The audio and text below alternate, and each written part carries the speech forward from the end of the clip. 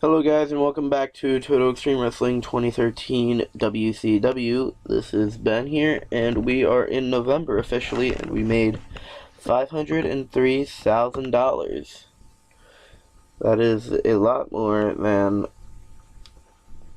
a lot less than $953,000 that we made last month. But it's still a profit, so it's good. Checking the creative meeting here, nothing much has changed. Except for who's hot, Warrior, and who's not. Time decline, still the same really. Hidden gems, we are again trying to sign Dwayne Johnson because why not? Right? Why not try and sign Dwayne? So we're going to be booking the show in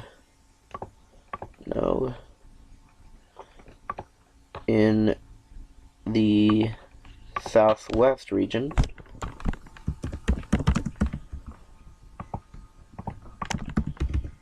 In the Sealand Arena located in Fresno, California.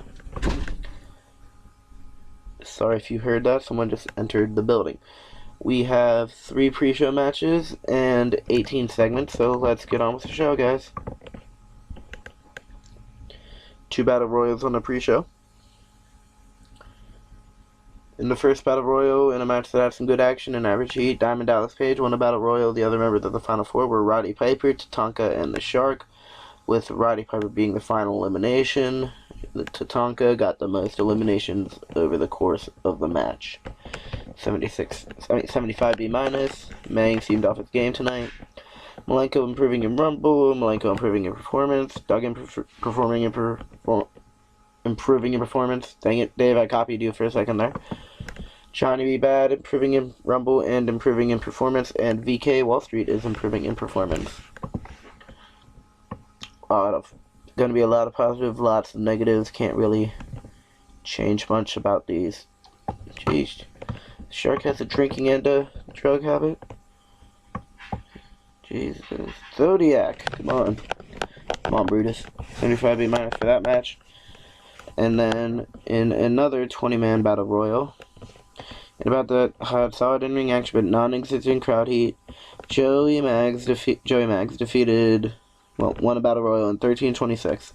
The other members of the Final Four were Kurosawa, Sabu, and Dick Slater, with Kurosawa being the final elimination. Dick Slater got the most eliminations over the course of the match. Al Snow debuted his crazy gimmick. It has gotten a 96 rating. Brother Ray in technical, Scott Armstrong in performance, Abyss in performance, and Rip Rogers in performance. Alright, again, there's going to be lots of positives and lots of negatives. Can't too many to go through at this point. And then in an awful match that was completely devoid of heat, wow, Edge and Christian defeated the Hardys, Kid Dynamo, and Shane Helms. Kid Dynamo is Shannon Moore. He's actually 16. And Christopher Daniels and Julio Sanchez in 7:43 when Christian Cage defeated Shane Helms by pinfall and inverted DDT. Just wanted to get a lot of these guys on the show. Kid Dynamo debuted his underdog gimmick, 89. Shane Helms debuted his show stealer gimmick, 61. Great chemistry. Match brought the crowd down. Jeff Hardy is improving in performance. Sanchez is improving in performance. Daniels is improving in Rumble and performance.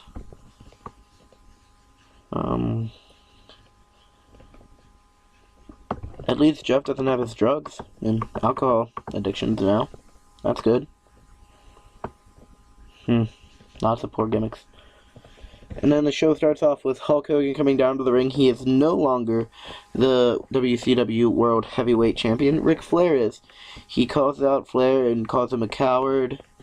And basically saying, you cannot beat me without the Horseman. And you showed it last night. And he's saying that he's going to invoke his rematch clause at the next pay-per-view, which I'm not sure the name. I don't think it'll be World War III. It might be World War III. I have no idea. They go back and forth on the microphone. They each argue no improvements. Hogan for drinking and soft drugs. Rick for drinking hard drugs and soft drugs. Jesus, Rick. I don't think I even have a drug policy. So I should probably get that in and try and maybe reform these habits with them. Hopefully.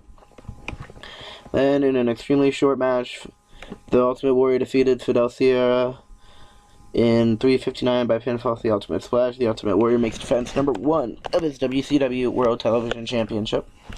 56C-. The Ultimate Warrior looked excellent out there.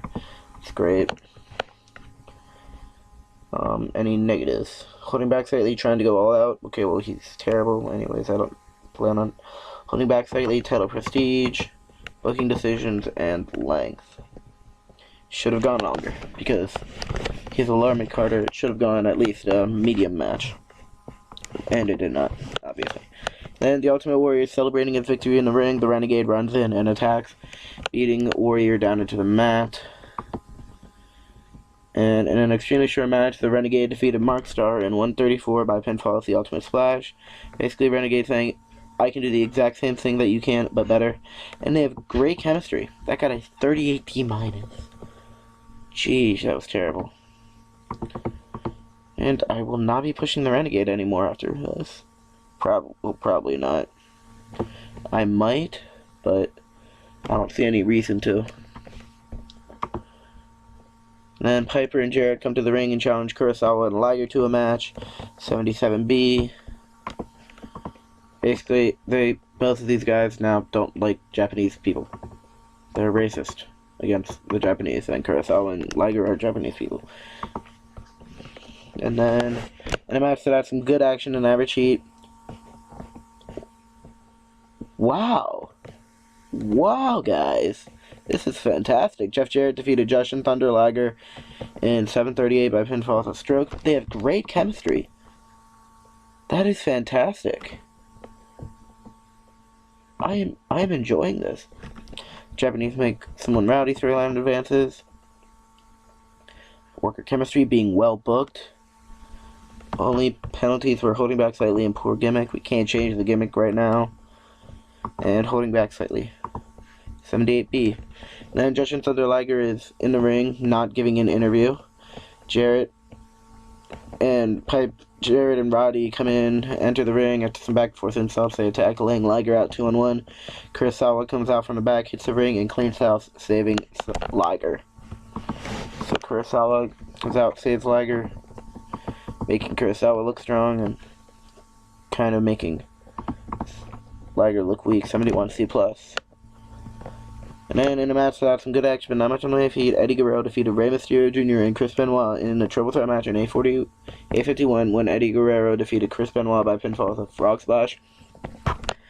This is basically a #1 contenders match. I'm going to have Benoit and Mysterio feud for a little bit after this, and Eddie Guerrero is the #1 contender to the Cruiserweight Championship 64C.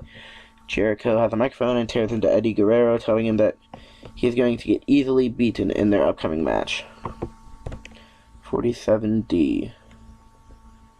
Then in a match that had solid in-ring action, but not much in the way of heat, the Blue Bloods defeated the Shooting Stars, Harlem Heat, and the Nasty Boys in 10:38 when Lord Steven Regal defeated Ace Darling by submission with a Regal stretch. This is a #1 contenders match. The Blue Bloods are the #1 contenders to the titles, and then the Blue Bloods are basically saying we're going to beat the American males for their titles. Alex Wright hypes a promo cuts a promo hyping his upcoming match with a Giant. It's not really a match yet, unless this was supposed to be a challenge angle. I'm not sure. Probably not. 54C-. In an extremely short match, Alex Wright defeated Disco Inferno in 4:30 by submission with a STF. Disco Inferno was really off his game, penalized for length probably. Yep. 48D+. Alex Wright is celebrating his victory in the ring. The Giant runs in and attacks, but Alex Wright escapes and taunts the Giant on his way backstage. Poor gimmick, low momentum. Sting is shown backstage getting ready for his upcoming match against the Giant. And in a bout that featured great action and a good crowd, the Giant defeated Sting in 11:45 by pinfall with a chokeslam, following interference from Diamond Dallas Page. 82B. Let's check the dirt sheet. Worker improvements none. Dirt sheet says only holding back slightly. Being well booked. Nice. So, and these holding back slightly you can not get rid of on TV shows. I mean, they still sometimes show up on pay-per-views, but it's basically like it's a TV show. It's not as big of a show as a pay-per-view, so they're not going to give it their all. They're going to save their best for the pay-per-view, and it completely makes sense. Like, Adam Ryland, the creator of this game, has said that you're not supposed to play this game to try and get rid of every single negative, because you cannot. And Hulk Hogan is shown walking down a backstage hallway on the way to the ring, basically hyping up the upcoming match against, in a 89A rating. This is going to be a good, this is really going to be good.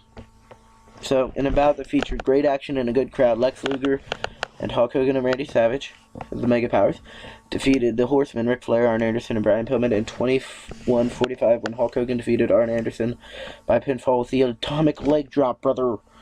Ooh, yeah, brother. That was Macho Man for a bit there. Terrible. No improvements. Negatives were holding back slightly, declining physical ability, poor gimmicks, holding back slightly, declining physical, holding back. Can't do much about that. Could change his gimmick, but I'm not sure if I could change it right now. But everything else you can't really help. 89A. And that ends the show, and we got an 86B. Fantastic show. That increased our popularity in 19 regions.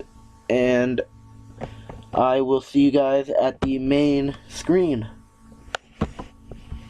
Welcome back. And we have unread emails waiting. And we will not jump straight to our office, as it appears that the popular promotion PWFG is about to take the final blow. It's about to take a final bow, as the troubled organization is said to be in massive, unbeatable debt. Okay, well, first off, PW. Oh, it's in Japan. Business attempt.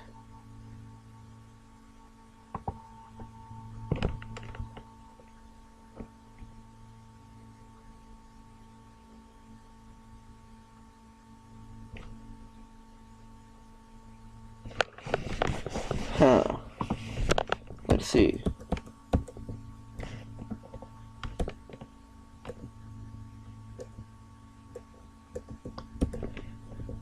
Huh. I don't know if I want any of these people.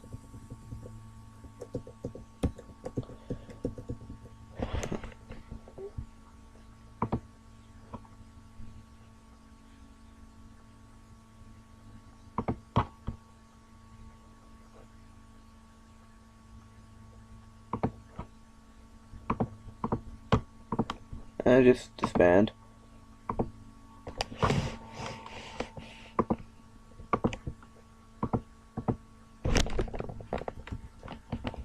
Well, that's cool. That's the first time I've ever been able to take over someone.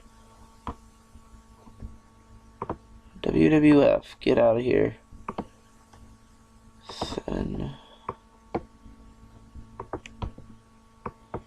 Ted would be able to. That is BS.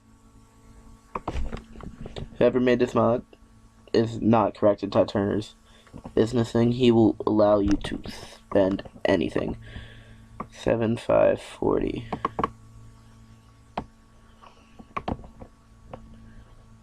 Still better than I got. You can expect a 20% bonus per pay-per-view.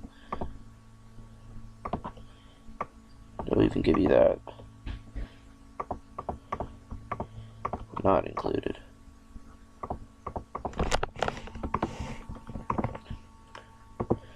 PWA, get out of here.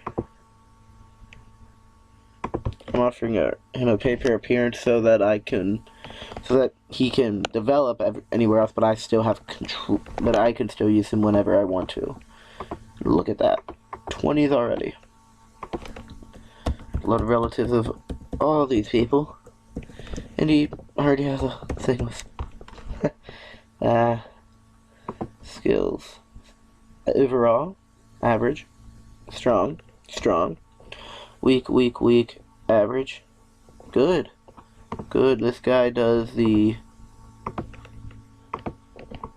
check something.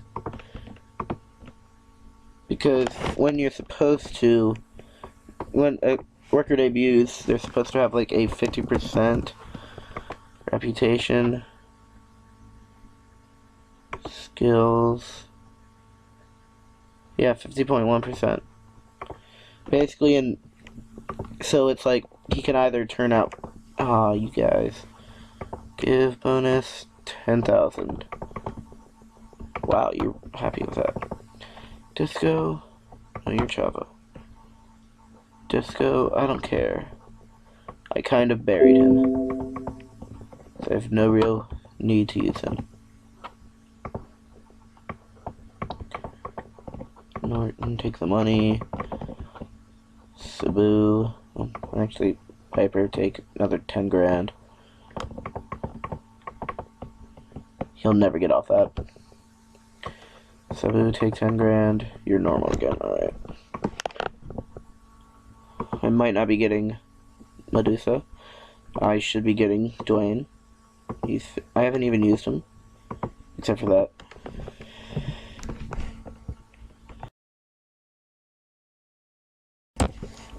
Sorry about that. I had to sneeze. If you heard it, try and make sure to edit it out, but I think it got muted. So hopefully it did. Got a 6.95 on TNT. Delete all those. We have 3 episodes left. Decisions are Ric Flair because his contract's ending. Rob Van Dam, trying to sign him. Medusa, of course. Dwayne Johnson, of course. And we're trying to extend these deals.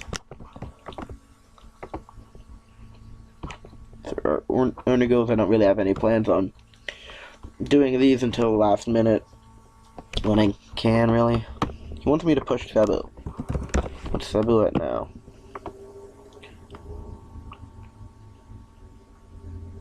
I can get him there. Just get a few more of those up. Alright. Who's hot? Warrior. Malenka's not hot anymore. Alright, so that's going to be it for this episode. Guys, thanks for watching. Hope you all enjoyed. And I will be back in 2 days on this save for another Monday Nitro. Thanks for watching, and